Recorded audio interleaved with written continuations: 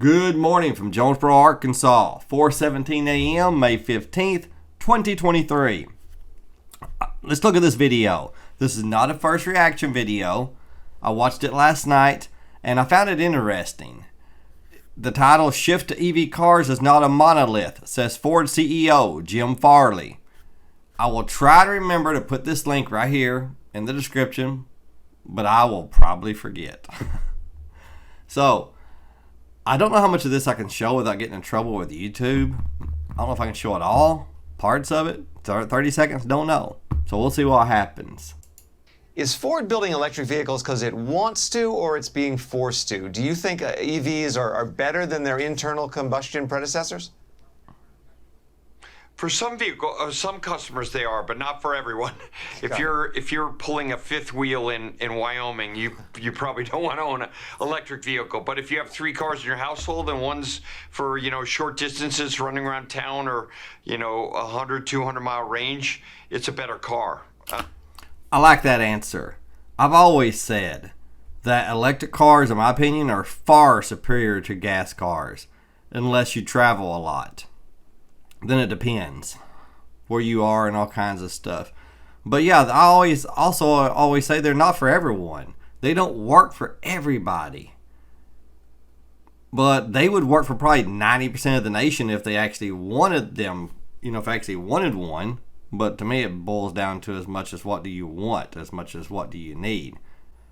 I love this part. Listen to this. Because the EV components replace very complicated engine transmissions, drive shafts, differentials that break. So it's a lot more reliable, a lot less cost after you buy the vehicle. Absolutely true. There are so many more parts with a gas car than an electric car. There's so many more things that can go wrong.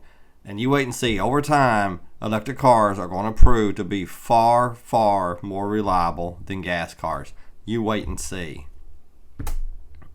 EV haters, you might as well admit it. You might as well get used to it. It's just the way it is.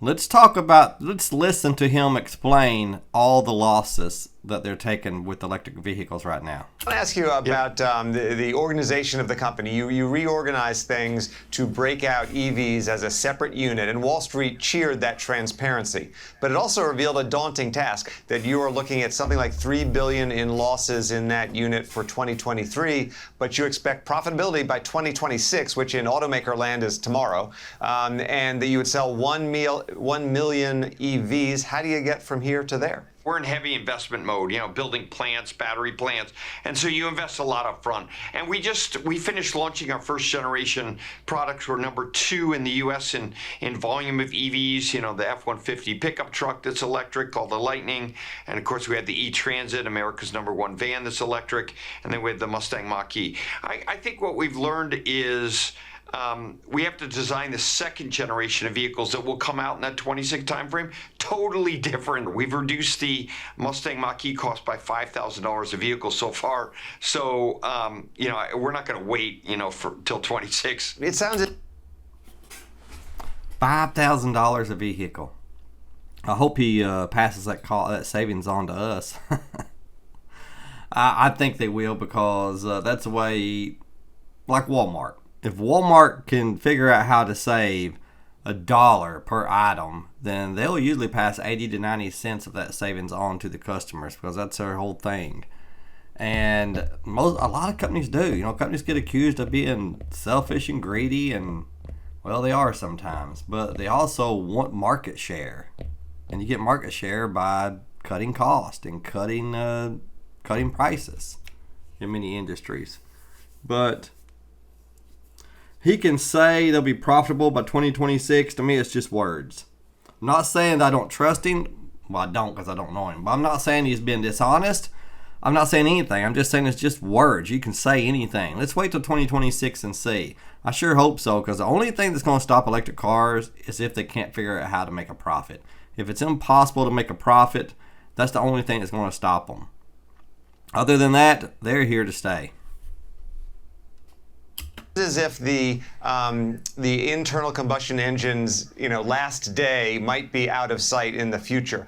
But do you have a target date at which point Ford becomes primarily an electric vehicle maker? We think that 50% cutoff for us will be around 2030. Look, we make a lot of 2030, 50-50. He's saying in 2030, 50% of all Ford's cars will probably be electric, more or less. He doesn't make any promises. I've always said that my prediction is, which is more of a wild guess, the last mass-produced gas car will be 2050.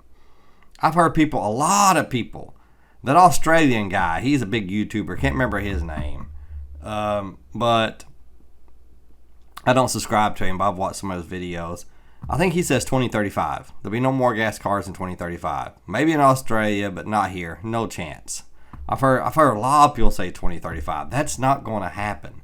The United States is too much of a car culture. We love our cars, but as the generations die off and replaced with their kids, then it's going to be less and less so. I already see it. I think it started during the after World War II. So 1945, 1946, we started becoming a car culture. 50s and 60s, people, everybody in this country loved their cars. We were all about cars. 70s, 80s, even 90s, but it's starting to die out. I can see it. The people, I'm 57 years old. My kids will care less about cars than my generation does. Their kids will care less than that generation, I predict. I really think we're getting away from this car culture, and in which time I think all they'll want is something to get them from point A to point B, and electric cars will take off. They're already taking off, but gas cars are going to be pretty much non-existent in another 20 years. I really believe that, but I could be wrong. It's just a prediction. I absolutely could be wrong. I also predicted we'd have a red wave in the last election, and I was wrong. See what I mean?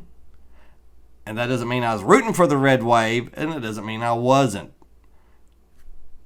It was just my prediction, and boy, I was wrong. So I could be wrong, absolutely.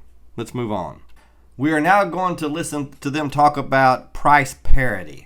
The Wells Fargo auto analyst estimated that an EV costs about $7,000 more than an equivalent internal combustion engine car. He noted that with battery costs coming down, he sees maybe a $2,500 shaved off of that. When do you see parity? Oh, we're getting close now. I mean, in 26 timeframe, with the way we're designing the vehicle, with advanced electric architecture, more software that we can ship the car, there's so much more massively simplified, and actually aerodynamics take a lot of cost out of the battery.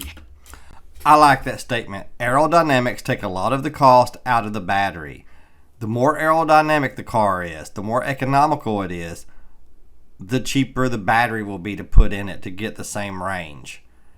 Because if you can get a 60 kilowatt hour in the future to do the same thing a 70 kilowatt hour will do now, just by changing the shape of the car a little or doing some other things, that would be awesome. That would save the manufacturer some money, which would also save the purchaser some money. Beyond that $2,500, the battery themselves getting cheaper. In that 26 time frame, we're seeing it change and kind of cross over. Why? Because internal combustion engines require more and more emissions. You got to go to aluminum body panels. You have to have a lot more emission control devices on the vehicle, and those all cost money. So ICE vehicles are getting more expensive, and EVs are coming down in price. That's why we think we'll cross around 26.